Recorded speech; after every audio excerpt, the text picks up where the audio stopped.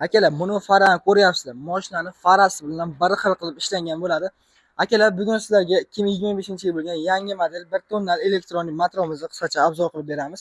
Motorimiz oldin mordadan o'zida ko'rishinki 5 tali kuchaytirilgan diodli faralar bilan jihozlangan bo'ladi. Oldi tormozlar esa zitkichli tormozlar bilan jihozlangan 512 lik ballonlar qo'yilgan bo'ladi.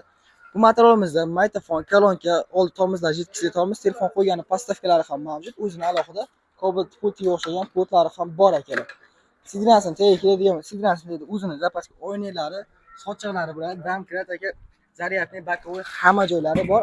Arqa ballonlari esa 512 lik ballonlar bilan jihozlangan. Kalpirlarni o'zingizga ko'rish mumkin. Kalpirlari ham o'ta ham chiroyli qilib ishlangan. Ikkita onda tiyagalari mavjud. Tiyagalari bemalol 500 kilogrammgacha yuk ko'tara oladi. Yetadi. Biz hali yana ham qisqacha ma'lumot berib o'tamiz akalar. Akkumulyatorlari 68 vattli akkumulyatordan 6 ta qo'yilgan. Bu degani yuk bilan 60 km, yuksiz bemalol 80 km gacha yura oladi. Miya motorlari 1800 vattli Gorni miya motorlar bilan jihozlangan. Motorlarni o'zingiz ko'rish mumkin. O'ta ham baquvvat qilib ishlab qo'yilgan. Risollari ikkitali risollar bilan jihozlangan akalar. Bort razmerlari esa 1.80 ga 1.30 ga qilib ishlangan. Bu modelimizda 1.5 tonnali modelimiz ham bor. Uniki 2 ga 1.35 qilib bort razmerlari ishlangan bo'ladi. Tiyaгаlarni o'zingizga ko'rish mumkin. Tiyagalari ham o'ta ham baquvvat qilib ishlangan akalar. Bemalol pastki nomerlarga telefon qilib kelishlaringiz mumkin akalar. Sog' bo'linglar, salomat bo'linglar.